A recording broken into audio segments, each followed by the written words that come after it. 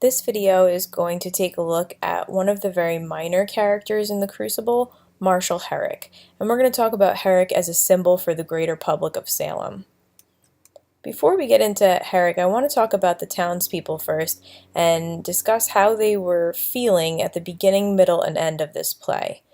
So in the beginning, people were very afraid. These accusations started flying, and they wanted to protect themselves. No one was speaking out against these trials because to speak out against them was really to implicate yourself as a witch.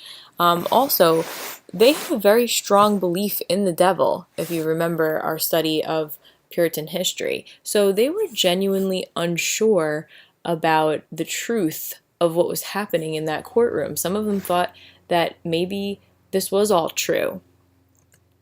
As the summer started heating up, so too did the tension in Salem.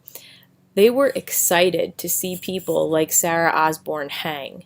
They wanted to purge the community of people that they thought were not good Christians. Also, they knew that to clear any blame from themselves, all they had to do was accuse others. So it became very vengeful, very bloodthirsty time.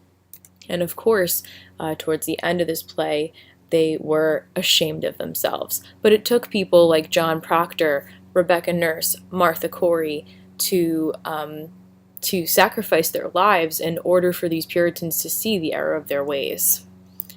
So Herrick, first of all, his appearances are very brief. He's on and off the stage very quickly. He has very few lines in the play, but his general attitude mimics that same pattern that we just discussed.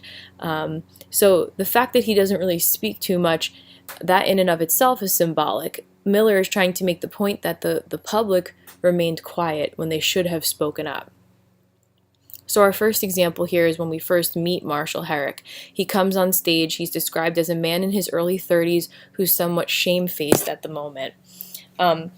Herrick knows the Proctors, and he knows that they are probably innocent, but he's not defending them out of fear and danger for himself, and this is true of many of the townspeople as well.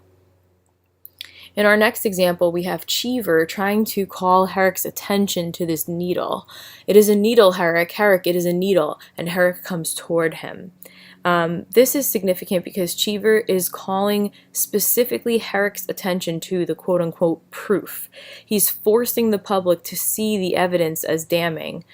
And the very next stage direction, Herrick comes toward him, indicates that he's drawn in by the evidence. This is symbolic of the public initially being drawn in by this silly evidence as well.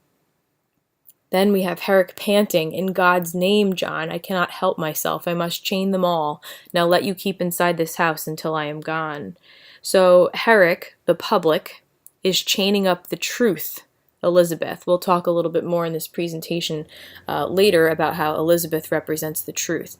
But he's taking her and he's locking her away. So the second significance of this is that he tells Proctor to wait in the house. And this may be symbolic of Proctor's refusal to come out about his affair to the public.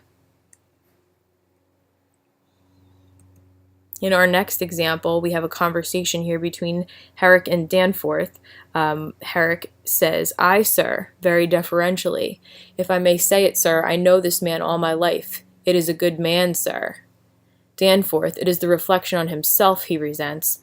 "I'm sure of it, Marshal." Herrick nods and then goes out. So here, Herrick is attempting to speak. He's attempting to speak on behalf of Proctor, but he does so very deferentially. So this indicates that the public still has a fear of the court's power. The fact that Danforth resents this indicates that the court will not tolerate or consider public opinion. In our next stage direction, we have Marshal Herrick returning and taking his post at the door. So this seems like a very insignificant stage direction, but it's very important to understand when Marshal Herrick is present and when he's not present, because that tells us how much the public is exposed to and how much goes on behind closed doors. So right before this stage direction, John states out loud what's in this petition that he's handing Judge Danforth. Francis Nurse gives the judge his earnest plea. Herrick misses all of this important information. So when he returns, he sees Danforth silently reading Giles's deposition. So he appears to be a judge who's taking in evidence and he's considering it, but he missed a lot of other important information that the public should have heard. In our next stage direction, we have Herrick breaking John Proctor from Abigail and exclaiming, "John!" And this is right after John calls Abigail a whore and has admitted to the affair between the two of them. And so this is symbolic and significant because we see here the public believing and protecting Abigail. So Herrick is protecting Abigail from John. Also, the interjection John indicates the appropriate shock and surprise of the public to find out this information. John is a very reputable man in the community, and Herrick's response is appropriate and fitting because the public would be shocked to hear this information. In our next example, we have some stage directions here. Abigail, pointing with fear, is now raising up her frightened eyes, her awed face toward the ceiling, and now Hawthorne, Hale, Putnam, Cheever, Herrick, and Danforth do the same. So Herrick looks up to the ceiling when Abigail pretends to see this bird. This is symbolic of the public buying into Abigail's charades. It also clearly puts the public on the side of the court. All of the men who look up are for the trials. The men who don't look up, Proctor and Hale, are against them. It shows that the public is fully immersed in Abigail's lies. This next stage direction is from Act 4. Marshal Herrick enters with a lantern. The fact that he enters with a lantern indicates that he now sees the light. He knows the truth. At this point in the story, the tide is turning in Salem. There's talk of riots and discontentment with the court. The public is starting to believe in the accused's innocence and is starting to see the court's corruption. Herrick is nearly drunk and heavy-footed. So Herrick's drunkenness mimics the state of confusion and chaos in Salem. There are orphans wandering around. There are cows everywhere. There are crops rotting. All of these people are locked up in the jails. The farmers can't tend to their crops or their children. And the fact that Herrick is drunk mimics this sort of chaos.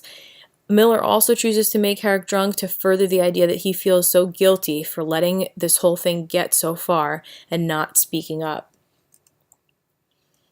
Here we have more stage directions. He waits an instant for further orders, but Danforth, in dissatisfaction, turns his back on him, and Herrick goes out. So this is significant because it shows two things. Number one, Herrick, the public, is still obedient to the court. And number two, it shows the court's betrayal of the public. So the preposition on is very significant here. Miller doesn't write, he turns his back to him. He says on him, which indicates betrayal. It's also significant that Herrick leaves at this point in the story because he does not hear the conversation that follows between Danforth, Hawthorne, and Paris. It's clear in this next conversation that they know there has been a miscarriage of justice and they are just trying to save face. At the very end of the play, Herrick starts to lead Rebecca, who almost collapses, but Proctor catches her, and she glances up at him apologetically. So here we have Herrick literally leading Rebecca to her death. So it is the public's silence that is responsible for her execution. Again here, our last example, Herrick escorts them out, Hawthorne and Cheever behind them. Isn't the order here interesting? Herrick is escorting these people to be hanged. That's Rebecca Nurse, Martha Corey, and John Proctor. Hawthorne and Cheever, who represent the court, are behind him.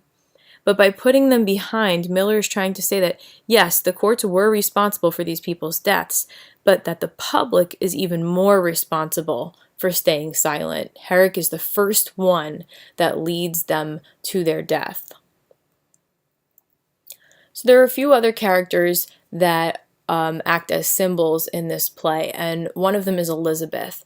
Elizabeth is a symbol for truth, and what I'm going to ask you to do is to find examples of this throughout the play. So I have two images here that I want to discuss, and they're both from the movie, and I'm asking you to analyze the text, but if you take a look at the photo on the left, you'll see that Elizabeth's face is dirty. She's covered in dirt. She's been chained up. She's been locked away. So this image here could show that the truth is covered in dirt. Okay, she's been kind of buried. She's been kept in this dungeon while all of these trials are going on.